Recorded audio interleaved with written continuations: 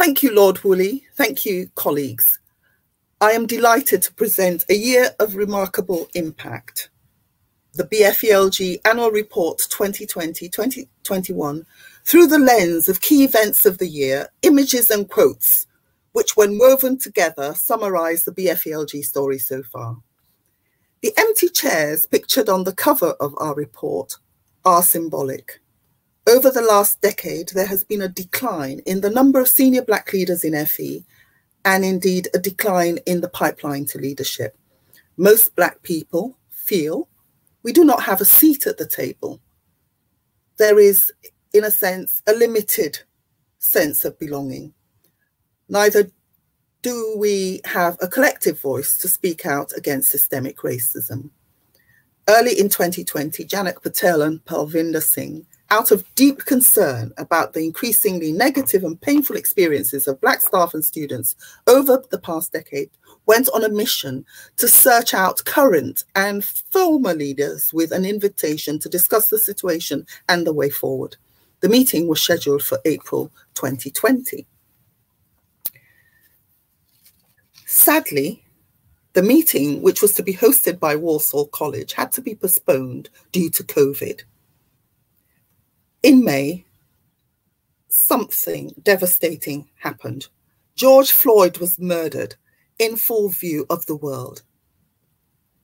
The mural you can see there, "I Can't Breathe," that iconic image now of George Floyd, just shows how many of us Black people felt at the time and still feel, I can't breathe. I can't breathe. The teenager who filmed the death of George Floyd said, "It changed me. It changed how I view life. Indeed, it changed all of us. It changed the world." And so, in July, 19 of us, Black leaders, at the first meeting, we harnessed our collective outrage, our experiences of pain and injustice, our resolve, our strong will, and collective agency. Very quickly, 2 weeks later, we held our first general meeting at which we adopted the name Black Further Education Leadership Group. What's in a name?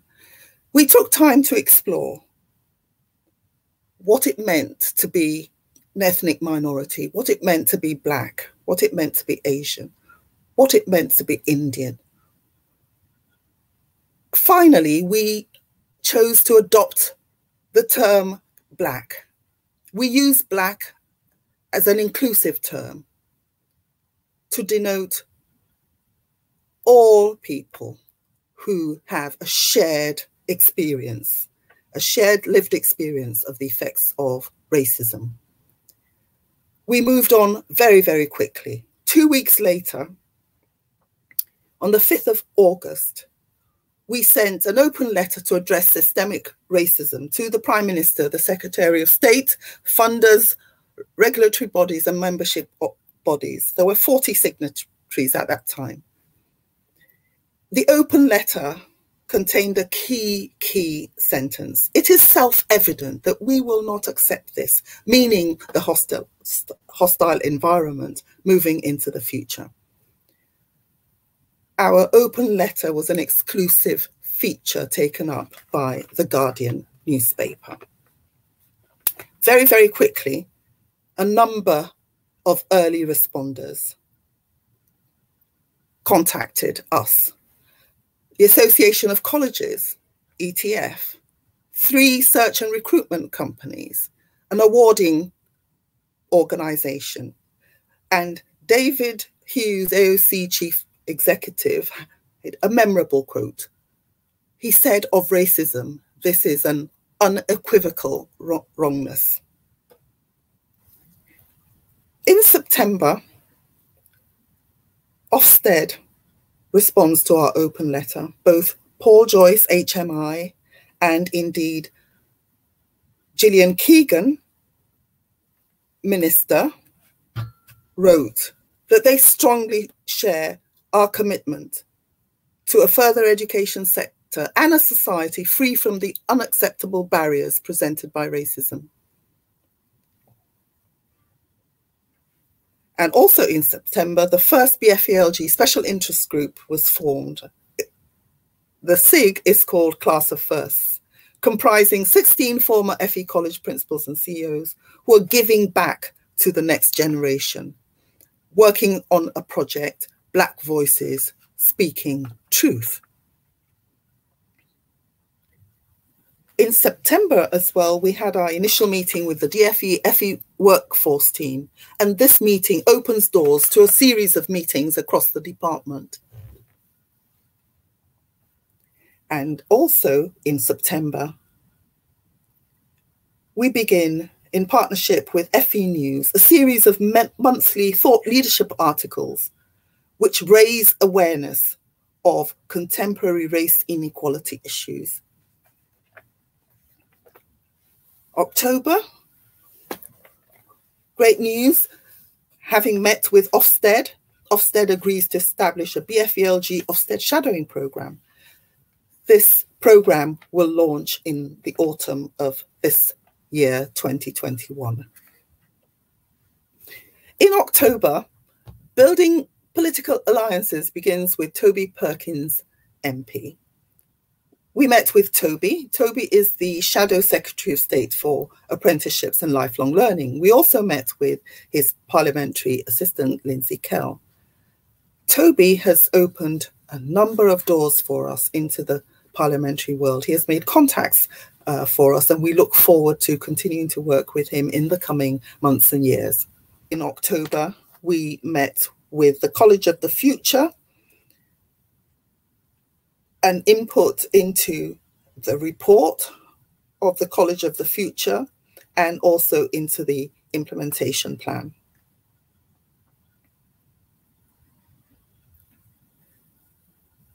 And in November, the BFELG UK Limited becomes an incorporated not-for-profit company.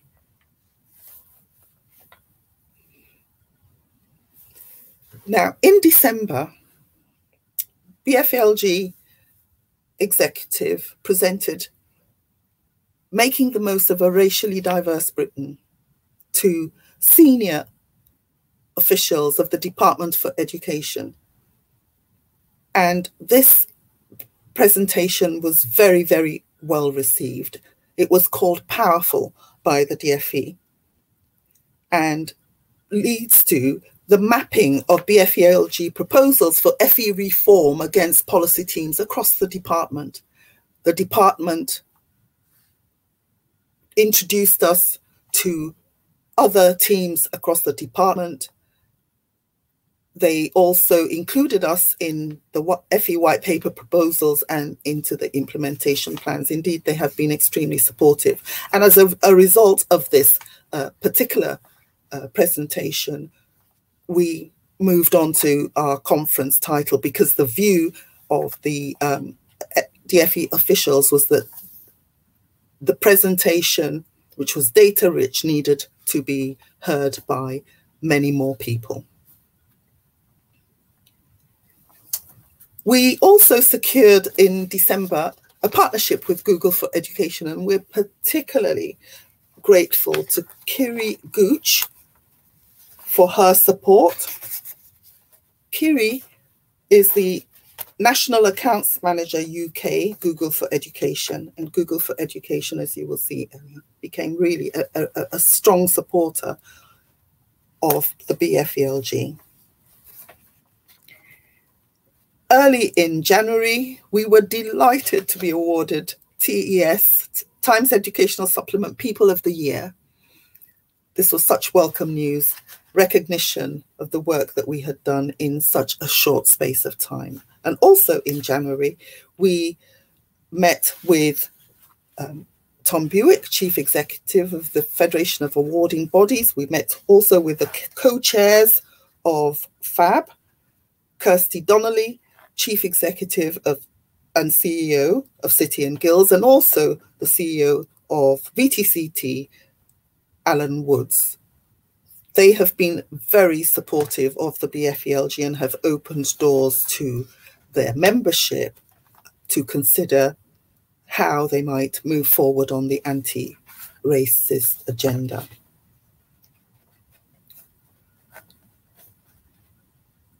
February, more meetings, more support. Sir Ken Ulisa and Dan Brown brought together a group of employers to listen to the BFELG and to look at how they might support our work. This has led to a project, Employers Supporting Anti-Racism, where these key senior officials who are determined to make a difference, either in their own personal capacity, or harnessing other people, like-minded people within their own organizations to support anti-racism. This project is leading to more projects, more doors being opened, which will benefit both the staff and students in FE, Black staff and students in FE, and indeed Black communities. Our inaugural BFELG conference, Making the Most of an Ethnically Diverse Britain, was held on the 23rd of February. It was a solutions-focused conference. Over 200 participants from across the UK and beyond attended. Central to the conference were two data-rich keynote presentations by Robin Landman and Amajit Bassi and Janak Patel, providing compelling evidence of systemic racism and ethnic disparities in outcomes from school, through college, in apprenticeships, higher education, employment and earnings, and also disparity in outcomes through the pandemic. David Russell, Chief Executive, Education and Training Foundation, in his contribution to the conference, challenged the thinking of the entire FE system. Anne Franker, the Chief Executive of the CMI, also made a contribution around leadership and the need to pursue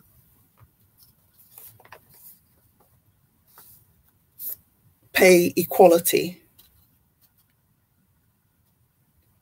Robin Gaburin of JISC also contributed to the conference, and we're grateful to these senior leaders and many others who made a contribution to the conference. The conference report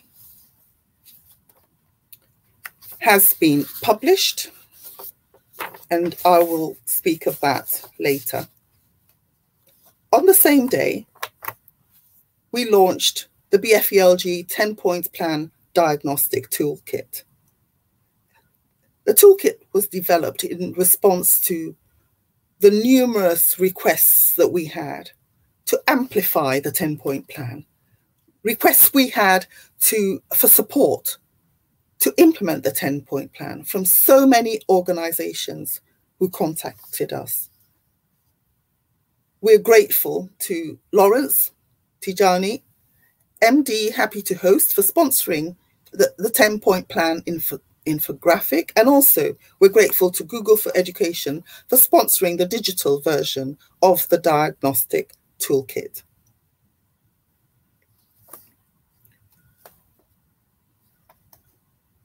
In April, we continue to build political alliances through the all-party parliamentary group, the APPG, Race in Education. We dialogued with Diane Abbott and Lamaya Shirai, and they have also opened up more doors to us within the political arena and supported us and indeed our work in so many ways. We input into the NUS National Conference. We provided compelling evidence of systemic racism from the student perspective. Our presentation was very, very well received by the students. We also ran with, in conjunction with Salsabil and Almegri, Vice President FE, a workshop on decolonizing education. This is a topic that is really at the heart of the NUS's work, and were looking for students to contribute to projects around decolonizing education over the summer. On the 27th of April, we launched our inaugural conference report. The event was chaired by Dame Asha Kemker. 14 key messages emerged from the conference. The messages include a call for the Secretary of State for Education to provide strong system leadership for anti-racism. Another key message was the importance of data collection and publication.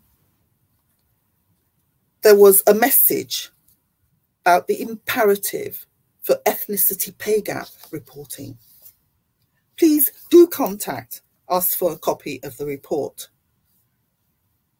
We were pleased to welcome, amongst many others, our good friends Dame Lorna Borland-Kelly, also Wally Brown, CBE. Wally was the first Black principal of an incorporated FE college in the UK. He has since retired. We also welcome Shahid Mahmood, who's the chair of the Association of Colleges and also chair of the Luminate group of colleges.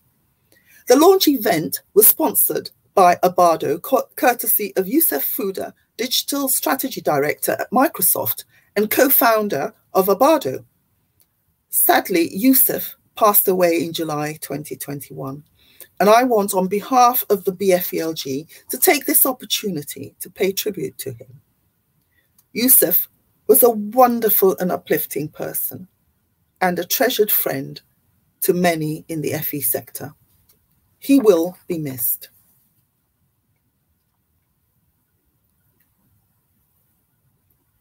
A number of events in May. 2 events sponsored by JISC. Firstly, a professional development workshop using the BFELG 10-point plan to deliver whole organization anti-racist staff development. The workshop was led by Suki Desi, Vice Principal of Havant and South Downs College. We also ran a conference using the BFELG 10-point plan, institutional journeys towards a culture of anti-racism. This featured 3 case studies by 3 very, very different colleges. Our keynote speaker was Professor Charlotte Williams, and the conference report was sponsored by JISC. On the 11th of May, a unique, first of its kind event, the BFELG ETF Symposium, Leading Anti-Racism in Further Education for Movement, Not a Moment. It was a unique event because we brought together for the first time further education, higher education specialists, housing, social services specialists, specialists from different organizations coming together to develop solutions. Lord Simon Woolley, in opening the symposium, called on Black people to come out of the shadows. The symposium was chaired by Nazir Afzal. Nazir said that none of us need permission to have conversations about anti-racism. He also said we needed to turn up the volume, to step out of our comfort zone, and he called on all symposium specialist attendees, Black and white, to listen, to act, to get others to act, to hold people to account, to get rid of obstacles to racial equality for the benefit of our children. In May, Robin Landman and Palvinder Singh ran 2 weekend professional masterclasses as a benefit for members. These intensive masterclasses really helped shape the thinking and the resolve and the determination to, in some cases, stay within the sector, others to push ahead to go for promotions. And indeed, 4 participants have since gained promotion. We're particularly grateful to Palvinder Singh, who gave up so much of his time to help to run the masterclasses, and Palvinder himself has since gained a promotion. He is now Principal and Chief Executive of Kirklees College. In June, work continued with the Northern Ireland principals, and we're working together. A working group has been developed, or indeed a working group has been put together to develop a strategic anti-racism awareness document within the Northern Ireland context. We're delighted that the first affiliated organisation training took place in June with Basingstoke College of Technology.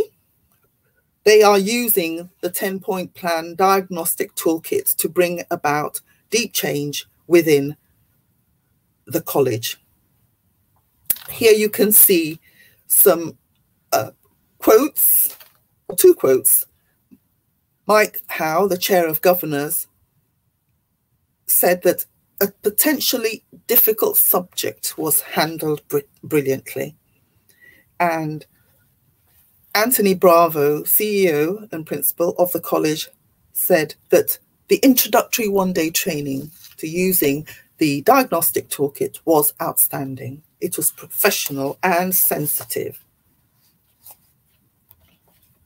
We continued our work in Scotland with CDN Scotland, and we hope to see a lot more work emerging with the Scottish colleges in 2021 going forward.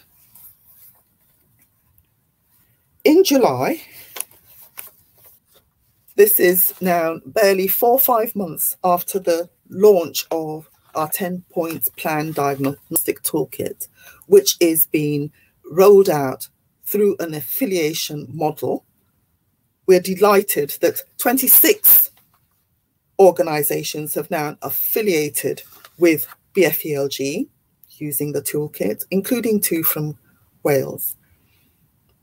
And also in July, the first meeting of the Bfelg affiliated organisation HR Anti-Racist Network, 14 HR directors attended the first meeting, and we are very hopeful and expect to see these HR directors of the affiliated organisations, who are really the conscience of colleges. We expect to see the work really progressing in the coming year.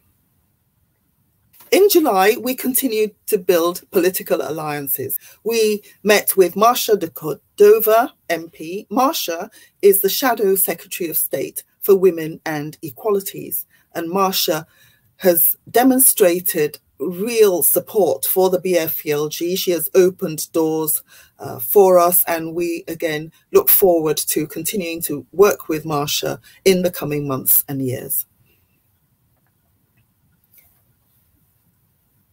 Having worked really closely with the Association of Colleges all through the year, we're delighted that in July, The board, the AOC board, approved a partnership agreement with the BFELG. It shows how we're going to work together to support FE colleges in becoming anti-racist within individual organizations and indeed at a sector level. And we're committed to this work. And the agreement helps to set out how we work together in support of colleges. And we expect to be able to demonstrate impact of our work together. We also have a board-approved partnership agreement with Coleg Our Cymru, which is the college membership association for Wales, Colleges Wales. And first of its kind, the search and recruitment companies that really provide significant recruitment services for the FE sector come together with us, and over many months they have developed a statement and a plan, really incisive to around inclusive and anti-racist recruitment practices in colleges. This is in support specifically of item 6 of the BFELG 10-point plan. The work of the search and recruitment companies will be launched in the autumn of this year. We ran an interactive workshop for the Federation of Awarding Bodies members. We also ran a diagnostic toolkit workshop, 10-point plan workshop for JISC. JISC is a key organization within that serves further and higher education and research. And we are delighted that JISC is adopting the 10-point plan for use across all parts of its business. The BFELG mentoring scheme pilot will launch in September, and we put out a call for mentees and mentors. This work, the development of the mentoring scheme, has been led by Asfa Zahil, principal of Lewisham College, and Maxine Room has also provided excellent support to the committee that developed this mentoring scheme. Over the year, we have actively engaged with over 100 organizations and groups, and you can see the detail. You can see these organizations and groups detailed in the following slides.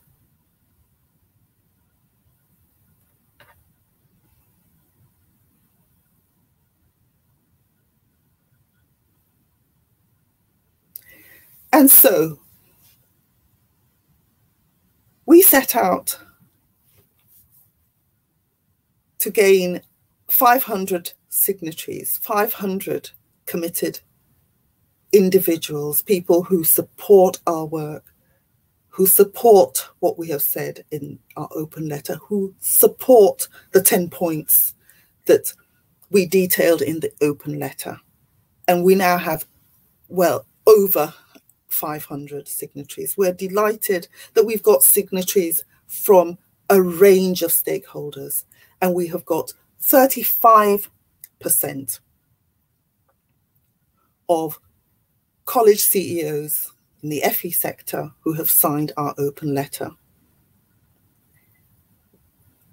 Within those, with FE colleges as well, we have over a quarter now of colleges who have become affiliated. Our membership has grown to nearly 600. The membership drawn from further education, higher education, from local authorities, from health, from social services, from businesses, from recruitment specialists, from, you know, a wide range of really of people who support the work of the BFELG, who want to be part of this movement, who want to see change, who are really committed to working together to develop the BFELG as an organisation. And it has been an incredible honour and privilege to serve them. There are so many. We've got the special interest groups, we've got the Black middle managers group, we've got the senior leaders group, we've got the CEOs group, we've got the class of firsts, the former CEOs, we've got the HE group, and other groups are emerging. We also have a BFELG reading group. And I really want to take this opportunity to thank all those who have worked over the past year to chair those organisations. We look forward to so much more in the coming months and years as we work together to bring about change for the benefit of everyone in our country. Anti-racism does indeed lift all of us, our members, our stakeholders, our allies.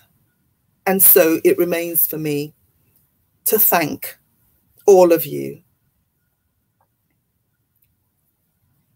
because woven through everything we are and what we do are colourful threads of joyful celebration. We celebrate all of you and your achievements. We celebrate who we are becoming. We celebrate all those who have gained promotion this time. We celebrate all of you. And that is why on the 13th of July, we were absolutely delighted really to hold our inaugural BFELG annual general meeting 1 year after our first meeting around the 9th of July, nearly 1 year to the 5th of August when we sent out our open letter. The AGM itself was a major milestone. We are here and we're here to stay. We are not going away. As I said earlier, thank you to all our members, stakeholders and allies.